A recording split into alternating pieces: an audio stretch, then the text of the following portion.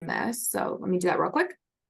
So tonight I'm joined by my colleagues, Will Andrews, Director of Housing Operations, Sheryl Mauricio, Associate Vice Chancellor of Student Affairs, and then also Brittany McDaniel, Associate Director of Residential Education. We're excited that you've chosen to join us for tonight's conversation about housing selection on campus, and I'm going to share just a few housekeeping things with you all before we get started. So first, we want to make sure you know how to submit questions during this webinar. You'll notice that we have given you the ability to ask questions via the Q&A feature. Our professional staff within Student Transitions and Family Programs will help field these questions. So to make sure you know how to use the Q&A feature, please share the place from which you're watching, and we will name a few of them on air. And I will give you a little bit to do that now. Second, we'll be showing a PowerPoint created by our panelists during tonight's webinar. However, if you prefer to download this PowerPoint and follow along on your own, please use the link that we are going to share in the chat. And this is just something that you can use if you need. Third, this webinar is being recorded live. Next week, it'll be uploaded to the families.worcester.edu website. And you can also find recordings from previous webinars there as well. In a moment, we'll hear from our panelists about housing selection on campus and also off campus. And if something they say sparks a question, don't forget to send it to us using the Q&A feature. After the presentation, we will then move to the Q&A portion of this evening. So before passing things along to Will, I'll share a few of the places from which you all are joining us tonight. We have families from Atlanta, Georgia, Dallas, Texas, and Denver, Colorado. Thank you all for joining. So now, since I know you all here to hear about housing selection, I'm going to go ahead and turn it over to Will. Thank you, Mimi, and just good evening to all the families out there. And I just want to say thank you to Sheryl and Brittany for joining me this evening. They're going to help me answer any questions that come about as I go through this presentation, and then we'll open it up from there for questions. So again, thank you, Mimi. All right. So to provide you some updates, our housing selection process for the upcoming year, our housing application will open up on January 16th, and it will, the priority deadline to complete your application will be February 14th. The dates of selection will take place on February the 29th and March 5th and the 7th. It's really important, and we're going to make sure all these dates are out there, but we really just want you to be aware of once your students and you are thinking about housing, WashU's housing, our application will open up on these dates, and these are the dates your students will go through our process and select.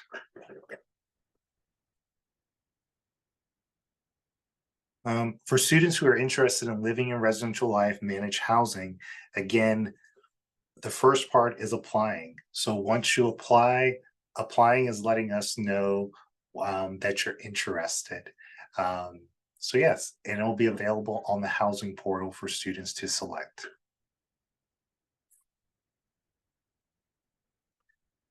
So many of you may be thinking, well, who is my student going to live with in the upcoming year? Well, we have a grouping process. And in that grouping process, students, we host roommate mixers, our RCDs, our RAs, who are all in our communities.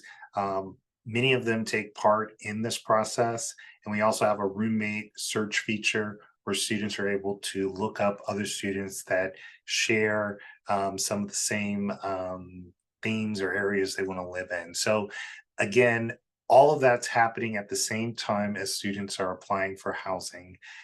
So once the application, as we know, while students are home on winter break, or even right now, they're already thinking about this. So once the application opens up on the 16th, they'll be able to apply, fill out the application, and also start forming groups in our process.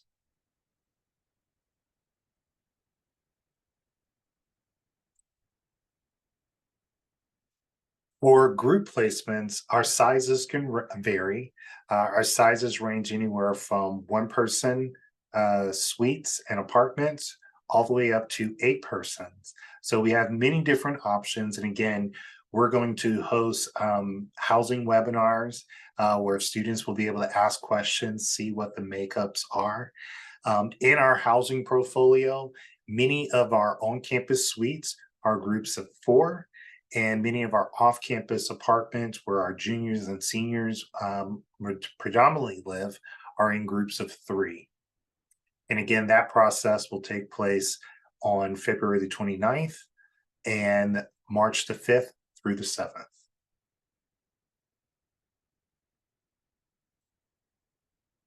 So how our process works is we use time slots, and they're random based off of your class size or the class your student is associated with. The South 40 is made up of mostly the first year students and sophomores. Again, we highlight what are some of the benefits we have. We also have our north side. And again, many of them offer many of the same amenities, but just different locations within the campus, but all with dining facilities, mail services, parking availability, many spaces with similar common room spaces, bathroom ratio. And we also have live-in staff and faculty in each of these areas. We have RAs that are also part of that experience. And again, all of these spaces and the locations will be made available for students once the application goes live on the 16th. Our off-campus location, again, mostly is made up of juniors and seniors. And let's see, again, it's random time slots. Seniors do have priority when selecting these apartments off campus and then down towards our junior class. And again, those spaces for juniors and seniors in our apartment area typically are in our north campus and our off campus areas.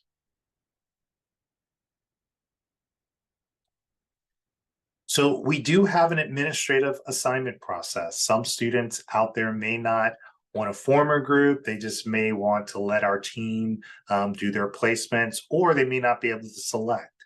The administrative process, we do our best efforts to ensure that students are assigned spaces based off of how they preference, and we try our best to get them into their first, second, or third choice.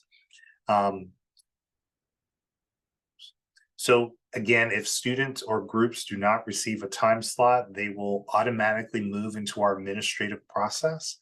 And for this year, we're going to be very strategic of ensuring students are aware of their replacements prior to leaving for the spring break period. Not spring break, summer break.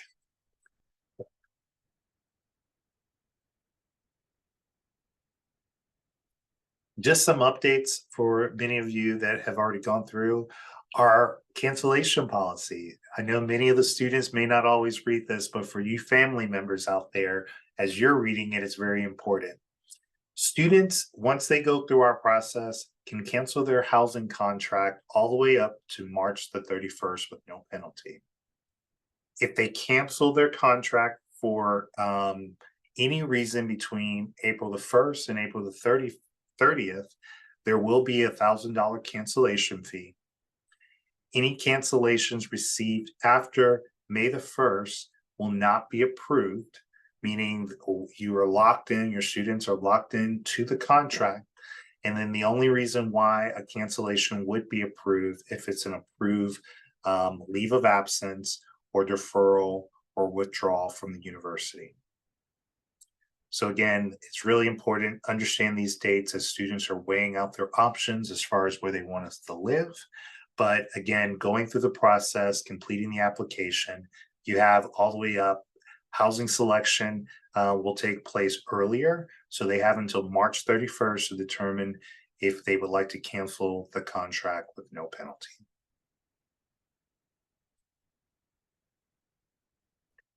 We have some amazing living learning communities, groups of which students can apply. We'll talk a little bit more about this after this, but we just want to make sure you're aware that we do have different themed communities where your students can also consider. And there's an application process for that once they start the housing application.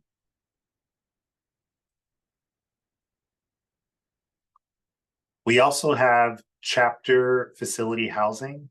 That's also available in our portfolio. Those students who are going through uh, recruitment for fraternity housing. More information will be shared. It's also available on their website. I encourage them to speak with their chapter leadership.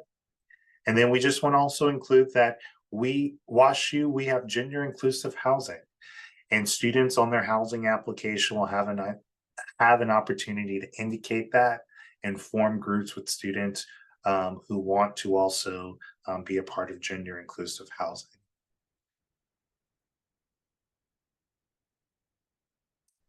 And here is our contact information. So if you have any questions, my team at our front desk will gladly answer any of them. As we're starting early. As questions come up and we start releasing more information out to students about the housing process, I'm going to encourage you to check out our website, because all of the important dates, information, the terms and condition will be listed on the Res Life website. So you're able to reference back. And that's all. Thank you, Minnie. Great. Thank you all so much for that information. I have a question to kind of kick off the question and answer portion of the evening. And it's a question I know probably many families are wondering. So could a WashU student live on campus all 4 years if they chose to? Great. So for students who want to live in WashU housing, it's really based on demand. We have housing to accommodate the students who want housing with us. So if your student wants to live in Res Life housing, they need to submit the application, and we will ensure that we have the space to accommodate them. So to answer your question, yes, students can live in Res Life housing all 4 years of their time here at WashU. And in some cases, maybe it's 5. Yes, great, thank you.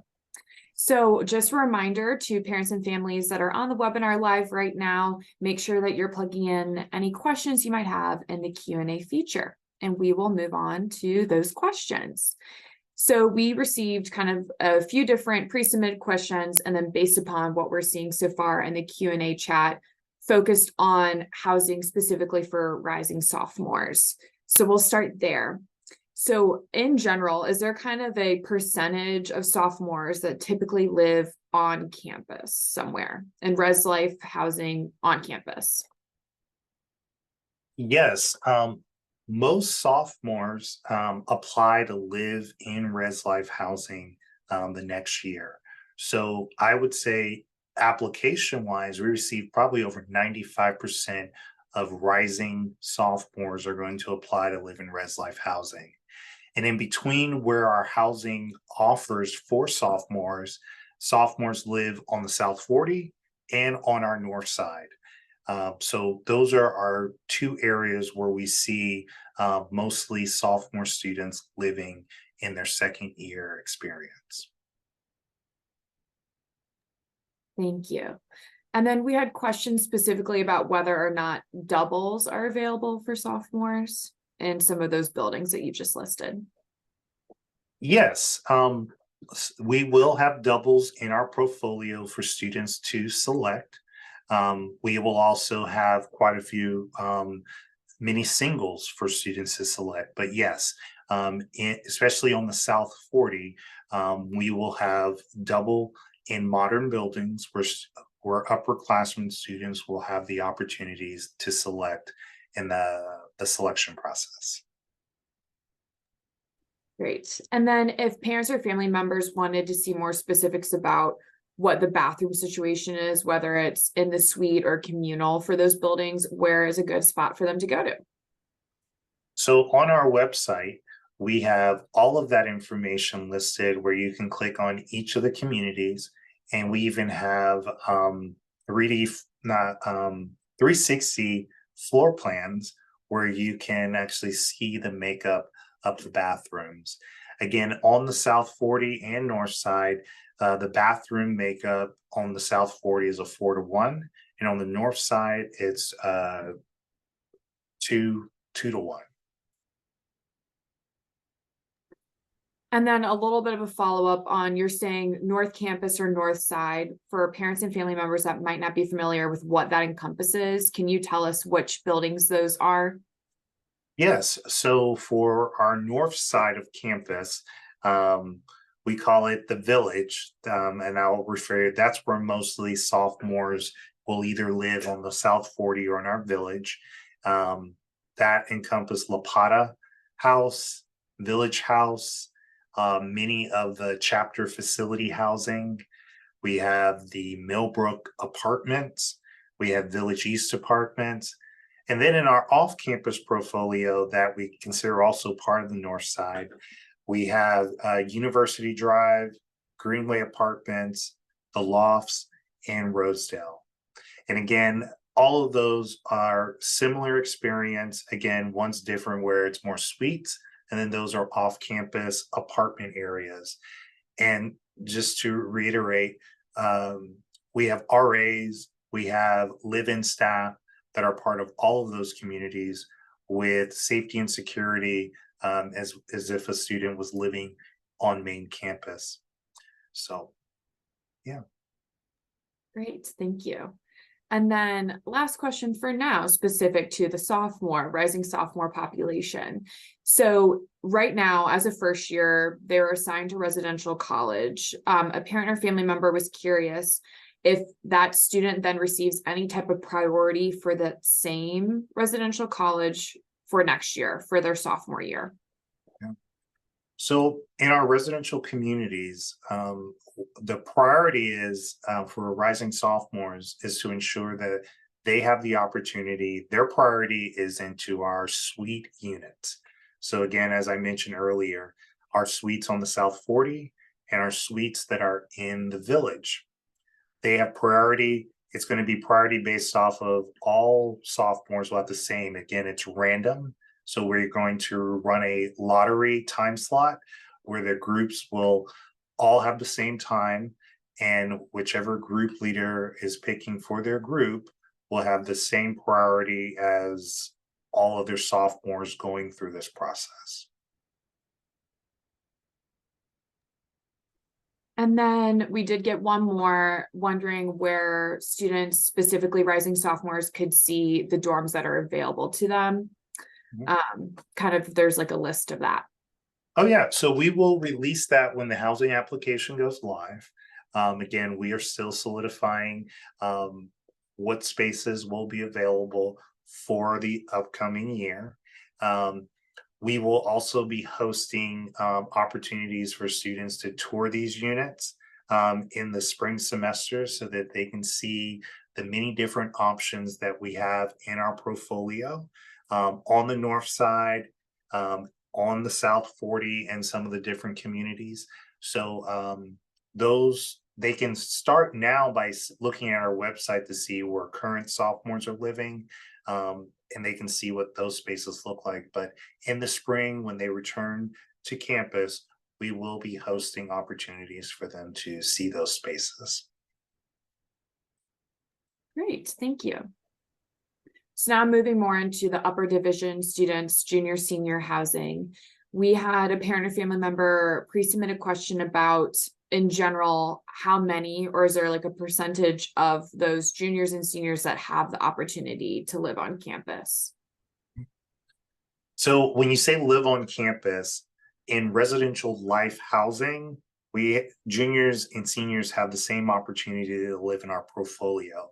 Now, based off location, it may not be in the village, and especially wouldn't be necessarily on the South 40, but we have residential life managed apartments in that are very close to campus, all walkable. And we also provide shuttle transportation from many of our properties for students to make it to main campus for class.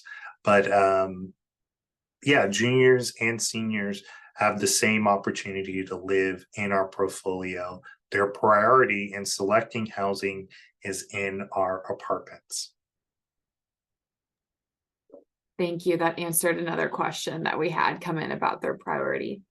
And then we have people wondering if there's a best group size in order for juniors and seniors to specifically get the village.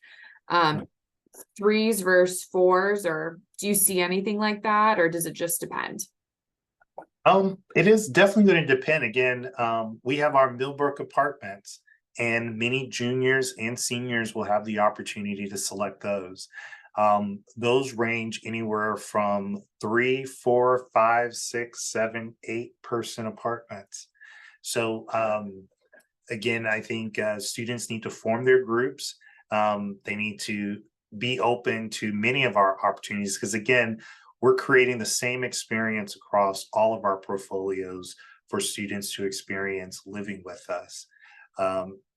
All students off campus and on have access to visit their friends in each of our portfolios. So it is a community that's built with our staff, with our RAs, the programming, all of those pieces. So I like to encourage students not to get necessarily sold on just one area that they have to live in, but be open to all of our areas that we have, because each of those communities are a little different in ways where they could still have a really good experience. Great, thank you. Then we are wondering if you can talk to us about students who are studying abroad for a semester but want to live in residential life housing. Is that something that they're eligible for? What does that normally look like for those studying abroad, either fall or spring semester?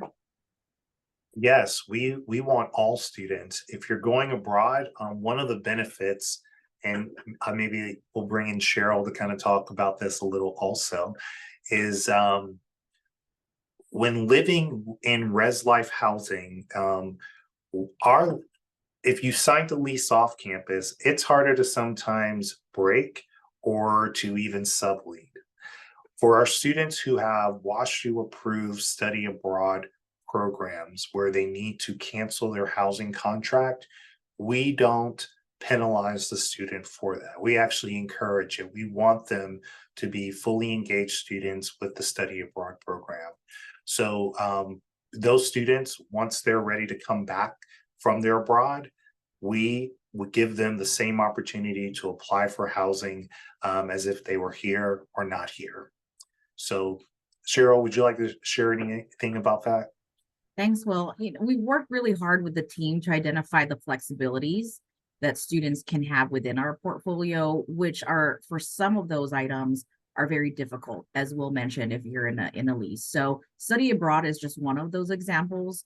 We hope that students will be with us the entire year. But if there's an emergency that happens in the middle of their time here, if there's a need for them to take a leave of some kind, we also do not penalize students for leaving at any point in the year. So usually parents and students worry in circumstances where they are bound to an off-campus lease, where landlords will not release them from that and they end up paying for a space that they don't utilize. So I would say that's one of the added benefits for being with our portfolio, is that we're really flexible with identifying the needs for the students, particularly for study abroad and any leaves of absences that students take.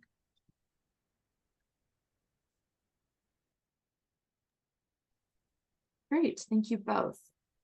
We then received a question wondering if student athletes, or we like to call them scholar champions, get any type of priority to live near the athletic center, or is that not considered? That is not considered, but I will share that you find many athletes want to live amongst students who aren't always athletes themselves.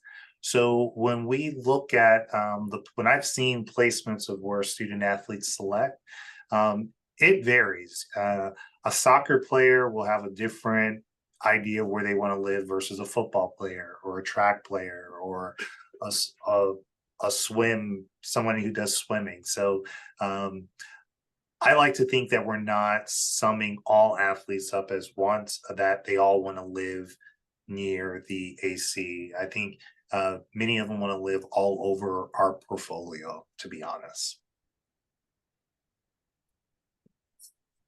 Okay.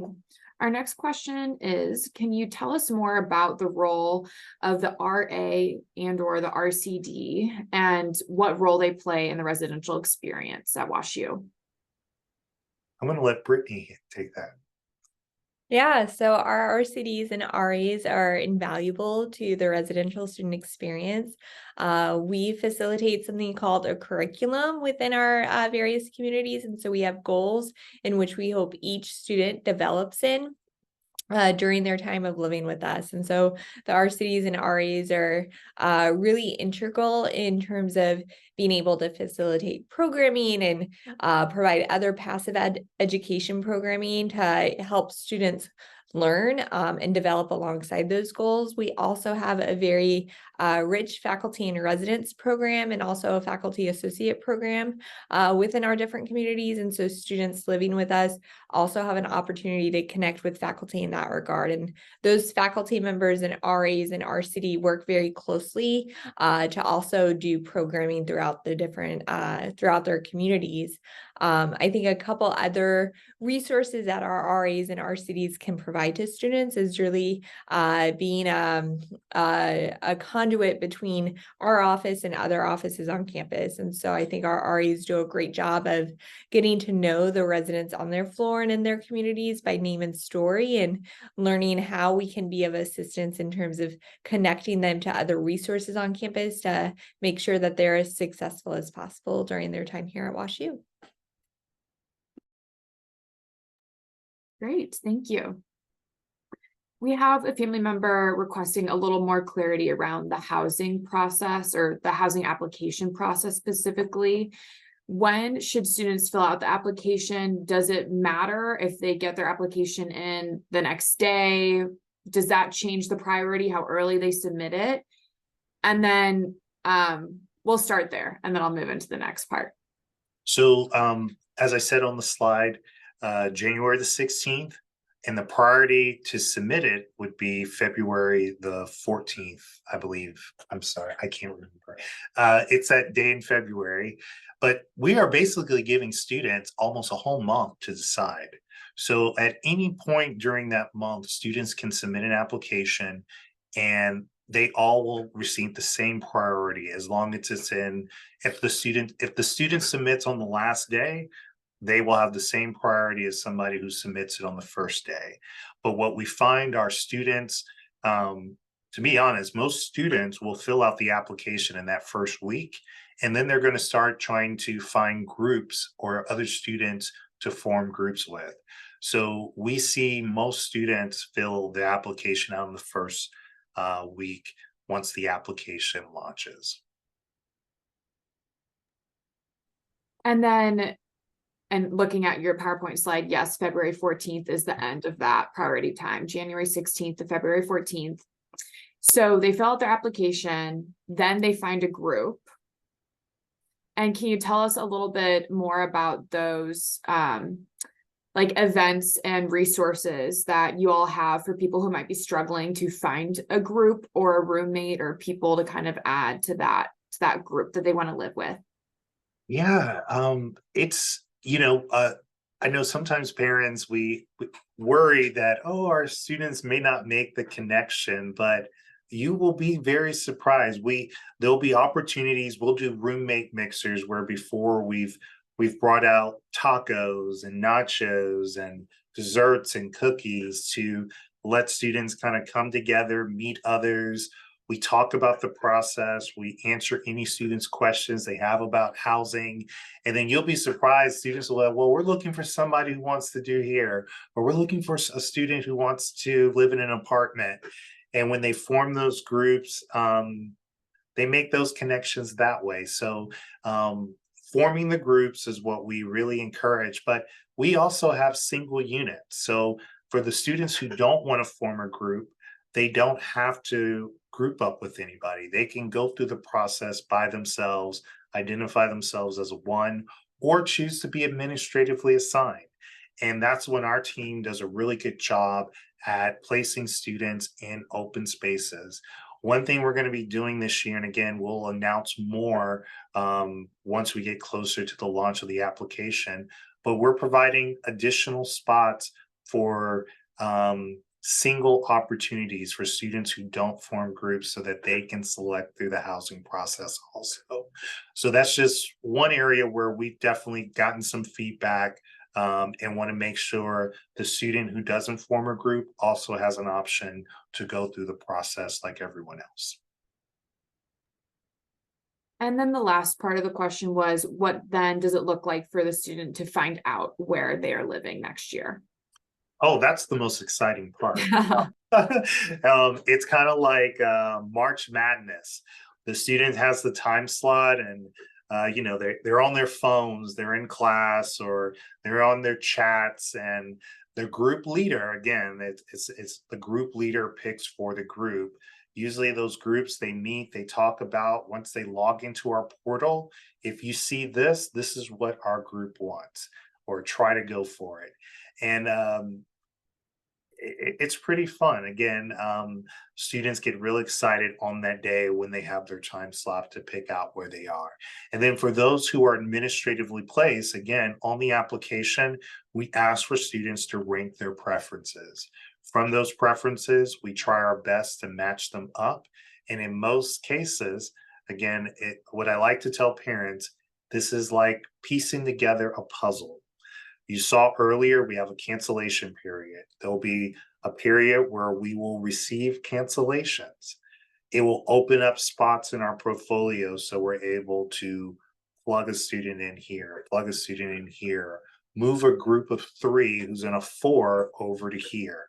So again, piecing together the puzzle, it does take time, but within, again, our goal is prior to students leaving for summer break, the student will know what their housing assignment is so that they can focus on internships, study abroads, and all those other things. And they're not worried about what housing will look like for the upcoming year. And then where can parents and family members or their students find the specific timelines that you've addressed in your PowerPoint? Will students be sent that? We have a few asking just for those dates again about when things are due. Oh, yes. Our housing app, we'll be updating our website once it's that time. We have a couple of marketing campaigns that we're going to be posting out to students. When students return back from winter break, they'll have information hanging on their room door of their arrival.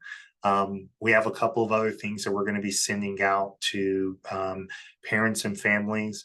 I would look out to the newsletter that comes out, the bear bulletins, I guess. And family ties for And families. family ties, yes. A lot of information about all these dates and things. We will also make sure that's there.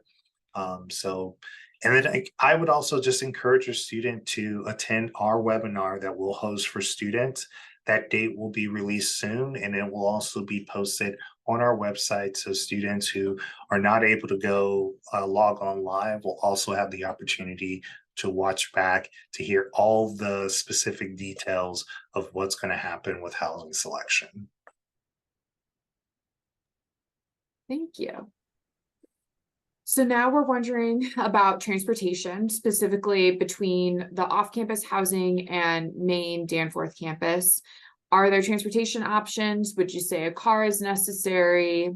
Yeah, just general transportation if you live off campus. Yeah. So what I would say is off campus is made up of mostly juniors and seniors, and each student has different needs. In our lofts community, we have a underground, the lofts has an underground parking garage, and the parking is included. It's coupled into the housing. So any student that brings a car to campus can park their car in our underground garage at the lofts. They don't need a car if they're going to choose to live there because There's also a shuttle. There's the green line. There are multiple transportations that can get a student from point A to point B. Many students that live out there actually walk to campus. There's coffee shops along the way. They cross the bridge over, and they're right there at Olin Library. So that's for the lofts. Greenway, you drive, those areas have dedicated parking that's near their buildings. So if students needed to bring cars, there's options for them to do there. I would tell you, not all students have a car. Probably less than 50% of them have a car in that year living off campus. And in our Rosedale area, there's street parking along the way. And again, a shuttle that connects students to main campus from there. And again, there's coffee, there's restaurants, there's many things that students are walking by that's safe so that students can get to and from campus. Our university also has made big strides. We've added new transportation such as green energy EV shuttles. So, and we also offer the Ride to Home program. So if it's late in the night and a student needs transportation after the shuttles aren't running, that service is also that can provide an escort service back off campus if the student needs that. Well, I also wanted to add that there's a new app that's called Trip Shop, and it tracks the shuttle in live time. So your student doesn't need to be waiting at a shuttle stop. They can really track the shuttle so they know when to get out and get on it. So just time saver is always important for our students. So wanted to add that bonus in there. Yeah.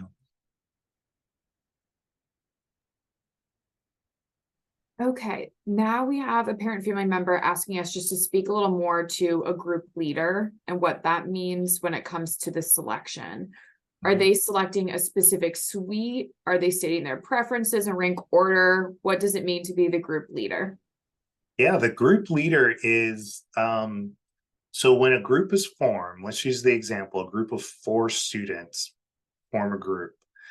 They have to elect one person in the group to be the group leader who will log into the housing portal and make the selection for the group. That group leader will assign each member of their group to a bed in the apartment and or suite. And the students after that will be able to log in the portal and see what selection the group leader selected for the group. What I will say, what I've seen, especially not so much in the juniors and senior year, but for the rising sophomores, they're very excited about this. You will find all the group members huddled around a computer, making the selection for the group. But that's not in all cases. Some students may have a class or they may have some sort of commitment. They'll put the group leader who the group selects will be the one that goes into the housing portal and make the selection for the group.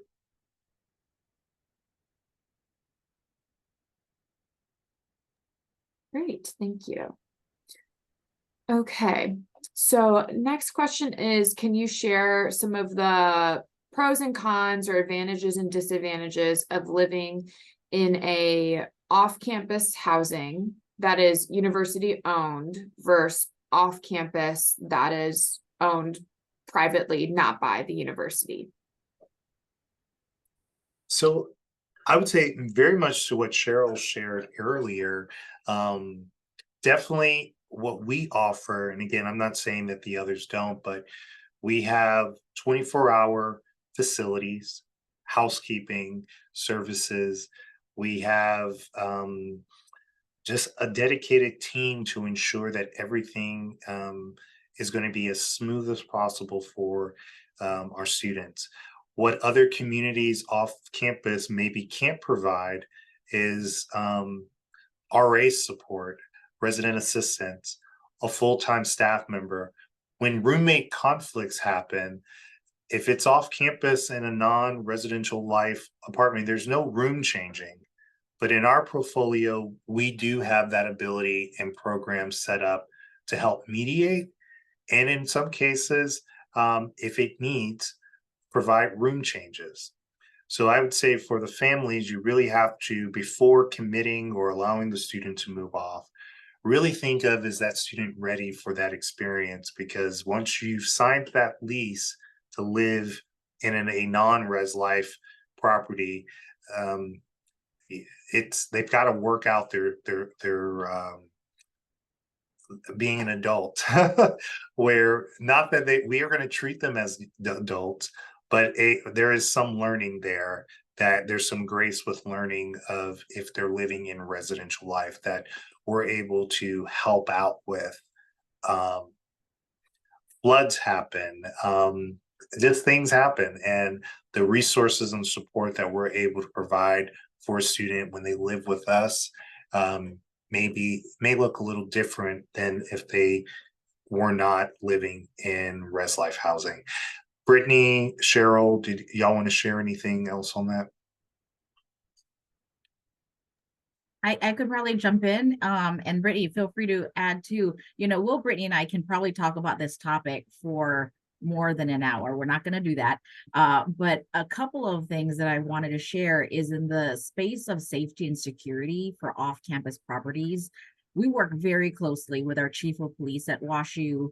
And if you don't know, WashU sits in 3 different jurisdictions. So we have University City, St. Louis City, and Clayton. And our university police works really closely with those 3 jurisdictions. And whenever there's an issue or a concern, WUPD not only works with our 24/7 on-call staff, but they also work with the city and county police to be able to ensure that your student is safe or address any issues that they have. And as parents, and I'm a parent myself, I think of safety of my children. And if that's one thing that you can lean on residential life for, we provide so many levels of service related to safety and security and student support that we take pride in making sure that we're addressing all those issues for them. An additional piece to what I mentioned is that we do hire a security system in off-campus properties to make sure that they're attending to access. There is security that's roaming the areas. We control the physical access piece for locks and swipes, and we're able to tell who's in and out to be able to check on them if needed. And we just have so many layers of support and flexibility in the portfolio that I can't begin to say that there's so much benefit to it. One added bonus that we have is also laundry included in the housing fee. And so we hope that students are doing laundry frequently, that is a service to them that is provided at any given point. They could do as much laundry as they want, and it's all inclusive. There's probably more that I've missed, but I just want to add some highlights there. Brittany, did you want to add other things? Right. No, you all hit on it. Great, thank you. We're going to quickly just backpedal to group leader. We got a flurry of messages just wanting to clarify. Is the group leader selecting the specific room or just the building? They're selecting actually all of it. So how it works is, when they log in, they're going to see a list of buildings that are available. They're going to click on the building. From there, they're going to see which unit is available. They're going to select a unit. And then from there, they're going to see all the open bed spaces available in that unit.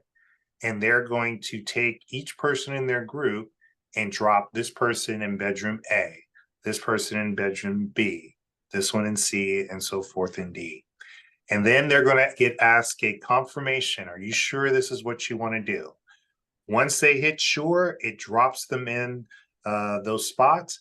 And the students, if they weren't the group leader, can log into the housing portal and see what their assignment will be for the upcoming year.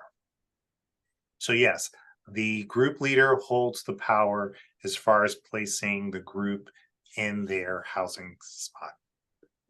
And then hypothetical question with said power. Let's say the group leader happens to be in class or something like that during the time in which this needs to occur. can someone else become a group leader, or once you select the group leader, that's their responsibility and the expectation is that they're ready to go? The group leader can assign the group leader responsibility to any member in the group, but at only one time can one person be a group leader. So if I have class on the Thursday that's supposed to select, I can give it to Cheryl because we're roommates. She can now be the group leader. If Cheryl can't do it, she can pass it to Brittany. If Brittany can't do it, she can pass it to you. So they can do that all the way up until they select a space. So at their time slot, they can reassign the group leader responsibility to anyone. Great, thank you very much for all of that clarification. Okay, next, can you speak a little bit more about those living and learning communities that you mentioned earlier, just in general? And then can a student submit an application for both general housing and then living and learning, or do you have to pick one over the other? So students can do both. They'll be able to apply and indicate that they're interested in a living learning community. And then maybe Brittany, you want to share a little about the LLC program? Yeah, so as Will talked about earlier, we have set LLCs, and then we also have the option for students to create their own LLC. And so I believe Mimi's team had popped into the chat just our webpage that provides information about our current LLCs, as well as the information about should students want to go ahead and create their own. We strongly encourage it. We've had some really creative ones formed over the years around, interests such as sustainability. I think previously we've had Women in STEM LLC for many years. And so I think that the interests can really range very broadly. Students who are a part of an LLC, they are housed on the north side, and they'll live together, whether it's in the same wing of a building or just in general on the same floor. And so we try our best to cluster them within a group. They traditionally have like a student leader amongst them. And typically their RA is very involved in the program too. And there's a faculty member that's associated. So during the fall semester, students a part of the LLC will participate in a retreat. So that will be an opportunity to bond and get to know one another. And that's led by both their faculty member as well as a full-time staff member within our office.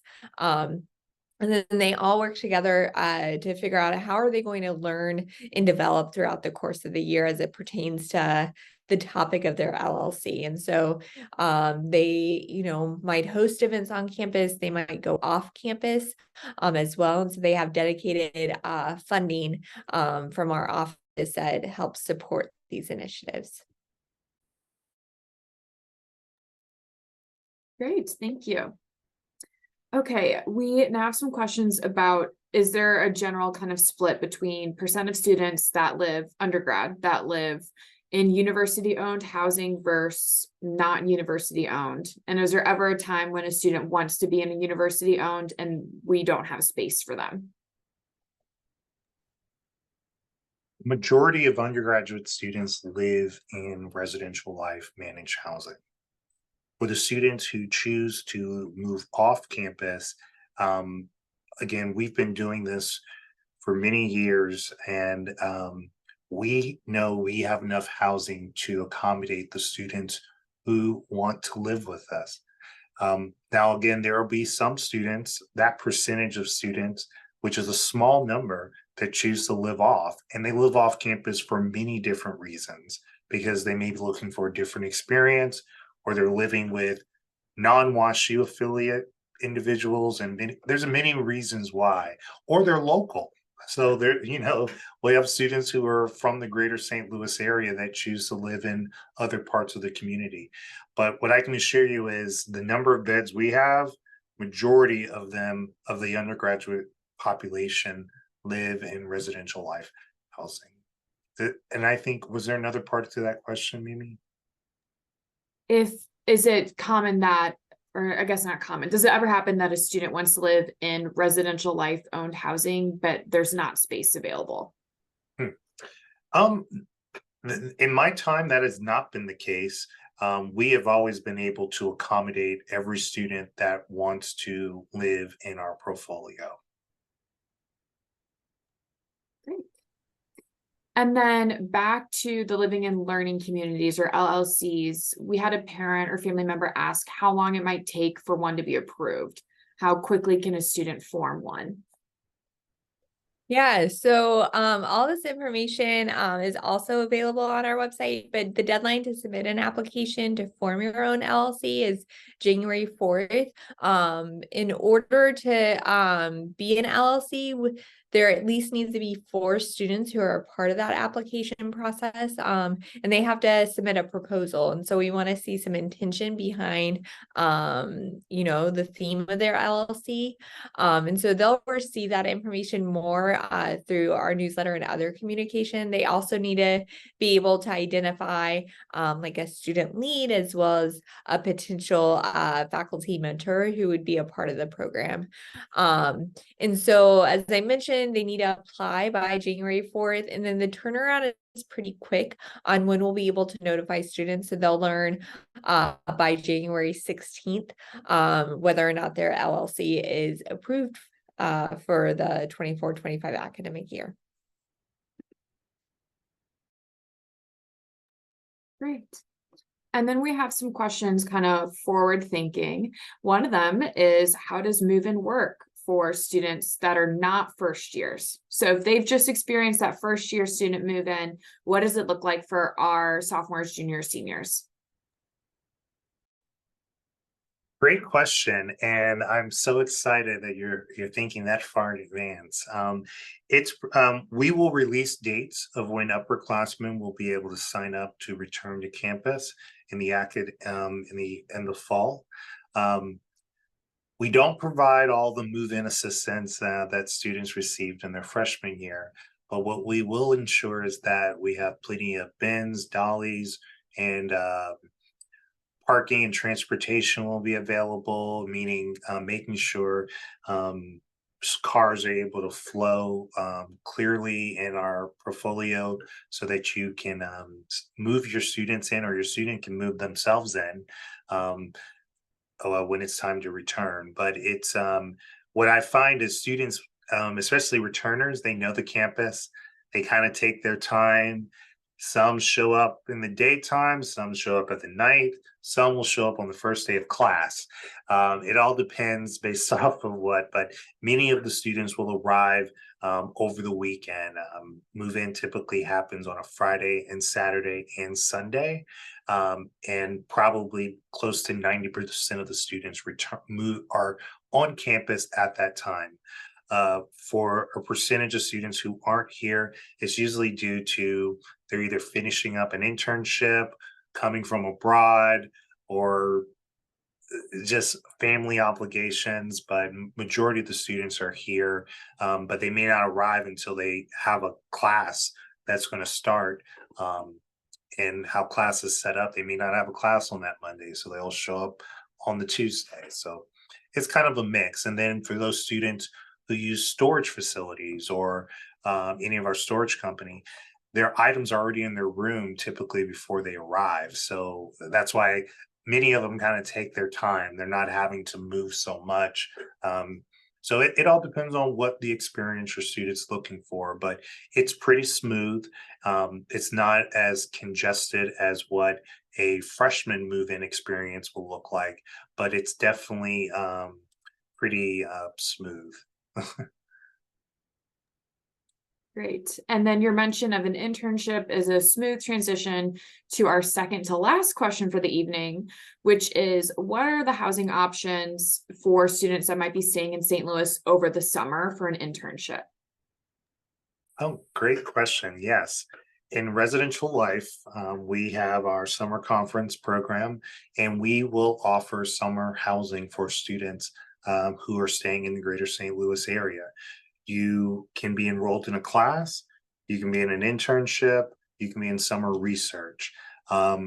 Typically, those students are housed across our portfolio. We'll have other groups on campus, but we have dedicated RAs assigned to those buildings. So it's on a more of a smaller scale, but we're providing similar resources of what students will have during an academic year. So yes, please, more information will be coming out in the spring. Students will receive emails, templates, just different things about what summer housing looks like, and if they want to apply, what that looks like. Thank you. So we have one last question for the evening. Panelists, thank you again for the information you shared tonight. So our last question for each of you, or Will, or whoever would like to answer, is how can parents and families best support their students in the housing selection process? Want to tag team it, team? All right, my first advice would be I really want the parents to encourage their students to apply for housing. Again, it does not hurt to go through the process and see what's available. Really encourage your students to go to some of our roommate mixers if you're noticing that they're not making the connections. A lot of times, some of the connections, and we recognize this, it's academics. They're so focused on that. It's hard times to make connections outside of the classroom. But really encourage them to come out to some of our info sessions that we're going to have so that they can connect with others.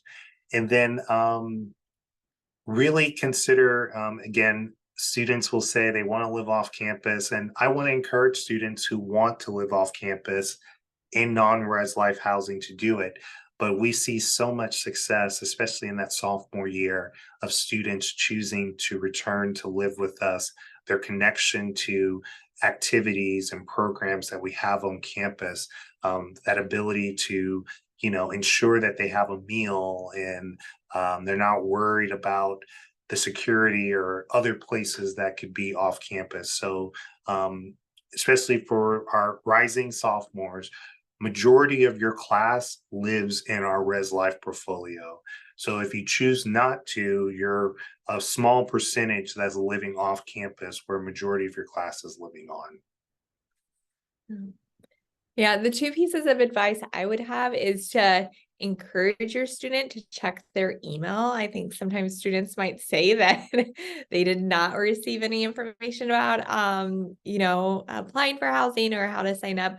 But we send out a lot of communication to students, both via email and as well as in our newsletters. And so really encouraging them to make sure that they're reading their email. And then similar to what Will was saying, really take advantage of the opportunities to meet and connect others. I think we really recognize the last few years have, I think resulted in a lot of students just like feeling more challenged with, finding their group right away. And so I think we're still in that precarious phase right now. And so encourage them to reach out to their RA or their RCD, or if they have a faculty member that lives in their community, to reach out to them, because we really want to be able to help support them and find folks that, they'd be able to live with and get along with, and I think really be able to expand that social network.